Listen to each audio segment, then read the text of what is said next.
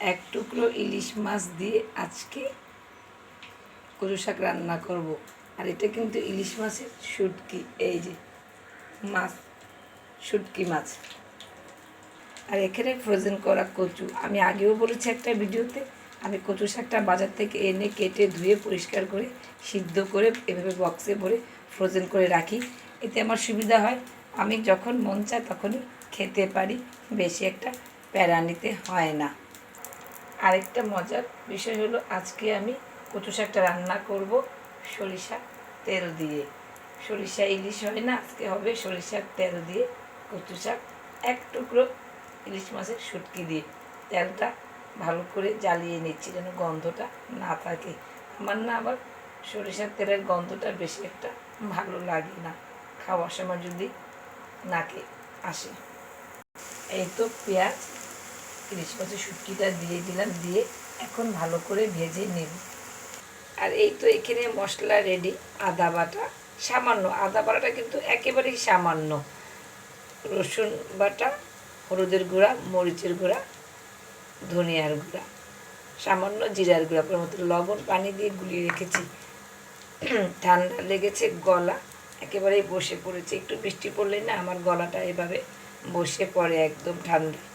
তো আসি মূল কথায়, আমি সবসময় মশলাটা পানি দিয়ে গুলিয়ে রাখি। এতে কি হয়, আমার কাছে বাটা মশলার একটু স্বাদ আসে। এই যে নখটা দেখছেন যে কালো, কেউ আর ভাববেন না ময়লা বা তিল। এখানে আমার গরম তেলের ছিটা এসে পড়েছিল, তারপর থেকে এই নখের পাশের চামড়াটা কালো হয়ে গেছে। সরিষার তেল আর ইলিশ মাছের গন্ধে ঘরটা মৌ মৌ করছে। মেয়ে গোসল করে বের হয়েছে, বলছে আম্মু সরিষা ইলিশ করছো নাকি? বললাম কেন বাবা? বলে সারা ঘর তোমার সর্ষে ইলিশের গন্ধে মৌ মৌ করছে।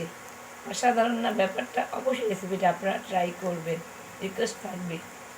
পেঁয়াজটা ভাজতে ভাজতে একটু কিছু কথা শেয়ার করবো, যদিও আজকের ভিডিওটা একটু বড় হয়ে যাবে। ও ক্ষতি কী, মাঝে মধ্যে একটু বড় হলে ক্ষতি কী, তাই না?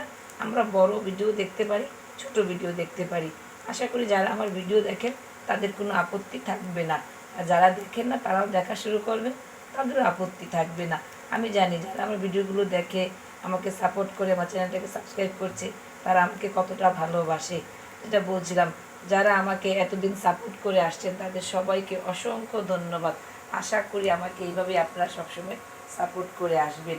আপনাদের সাপোর্টে আমি অনেক দূর এগিয়েছি, আশা করি আরও বাকিটা পথ এগিয়ে যেতে পারবো।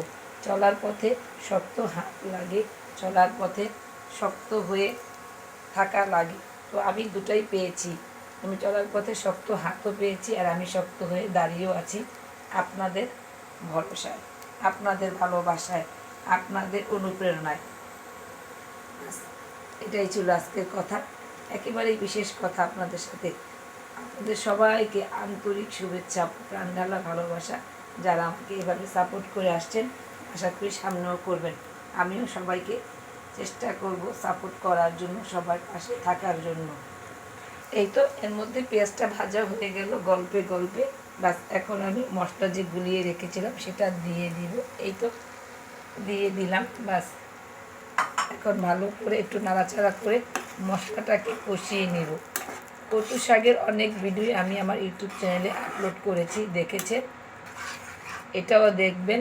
অসাধারণ, কিন্তু আমি চেষ্টা করি আপনাদের সাথে আমার একটু অসাধারণ বা যেটা আমার কাছে খেতে অনেক মজা লাগে, ভালো লাগে, রেসিপিটা অনেক সুন্দর হয়েছে, ভালো হয়েছে, সেটাই আমি আপনাদের সাথে শেয়ার করি। এই সরিষার তেল দিয়ে আর ইলিশ মাছের শুটকি দিয়ে আমি বহুবার রান্না করেছি, অসাধারণ লেগেছে। তারপরে যে আমি এখন চিন্তা করি, যেহেতু অনেকবার রান্না করে ফেলেছি আর সবার কাছে এতটাই ভালো লেগেছে, তাহলে এটা অবশ্যই আমার বন্ধুদের সাথে শেয়ার করার মতো একটা রেসিপি। এখন আমি এটা সবার সাথে শেয়ার করে ফেলবো, কারণ আমি এত মজার রেসিপি খাচ্ছি, আমার বন্ধুরা খাবে না তা তো হবে না। এই জন্য রেসিপিটা আপনার সাথে শেয়ার করে ফেললাম। এই তো ফ্রোজেন করা কচুটা শাকটা দিয়ে দিয়েছি। এখন আস্তে আস্তে ও নরম হয়ে একেবারে তেলের সাথে ঝোলের সাথে মিশে যাবে। কচু শাকটা ফ্রোজেন করে রাখলে কী সুবিধা, বুঝতে পেরেছেন? এখন কি একটা আমাকে প্যারা নিতে হতো, যদি কচু শাকটা খেতে হতো, বাজারে যেতে হতো,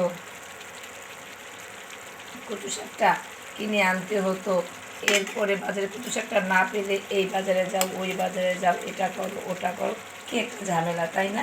কচু শাকটা বাসায় একদম রেডি ছিল বলে খেতে মন চেয়েছে, গাছ তৈরি করে ফেলেছি।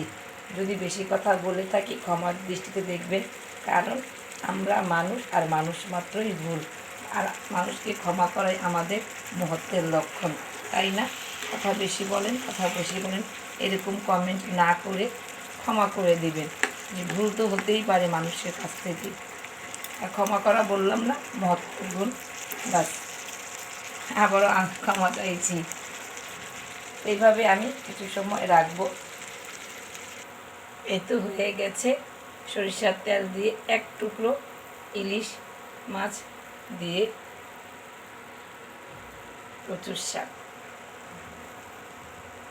আশা করি রেসিপিটা আপনাদের কাছে ভালো লেগেছে। বাজারে ইলিশ মাছের শুটকি কিনতে পাওয়া যায়, কিনে আপনারা অবশ্যই বাসায় এই রেসিপিটা এভাবে ট্রাই করে দেখবেন কেমন লাগে। আমার কাছে অসাধারণ লাগে, আপনাদের কাছেও লাগবে। গলার 12টা বেজে গেছে, কথা একেবারেই ভালো আসছে না, তারপরেও কথা বলছি। ভিডিওটা আজকে এখানেই শেষ করব। অবশ্যই আপনারা ইলিশ মাছের শুটকি দিয়ে অথবা ইলিশ মাছ দিয়ে সরিষার তেল দিয়ে এভাবে রান্না করে খাবেন। শুটকি দিয়ে খেলে যে টেস্টটা পাবেন, ইলিশ মাছ দিয়ে খেলেও একই টেস্ট পাবেন। অনেকেই ভাবতে পারেন তাহলে আপু রেসিপিটা দিলেন কেন? রান্না করে খেয়ে তৈরি করে দেখবেন কেমন হয়েছে। তো আজকের ভিডিওটা এখানেই শেষ করব। সবাই ভালো থাকবেন, সুস্থ থাকবেন, সাবধানে থাকবেন, আমার ইউটিউব চ্যানেলের সাথে থাকবেন, আমাকে এভাবে সাপোর্ট করবেন। আল্লাহ হাফেজ, আসসালামু আলাইকুম।